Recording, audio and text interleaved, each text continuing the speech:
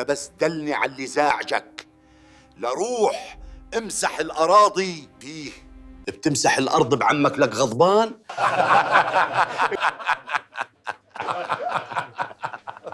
شو المشكلة؟ عمو بيكون جاري.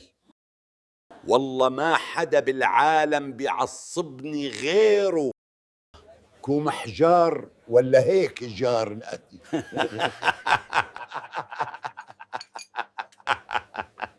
وانت ليش لا تعزمه؟ ما بتسمع المثل اللي بيقول لك فوتة الجار لعند الجار، اولها زل واخرها معيار. صارت وصارت. سمعونا امثال عن الجيران كمان، نغير شكل ويربح اليوم شي واحد منكن قال اصبر على الجار المصيبة، يا إما بيرحل يا إما بتاخده مصيبة.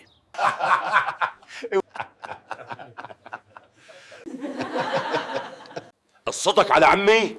أي نعم، وإنت بتعرف إنه ما بينطاق، لهيك أعود على نصتك.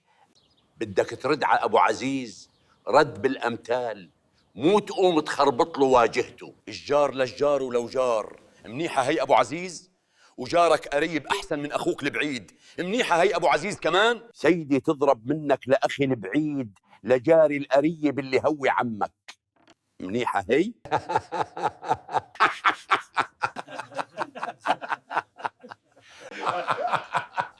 والله هالمرة أبو عزيز هو اللي بيربح.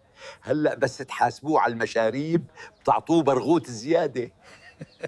صح.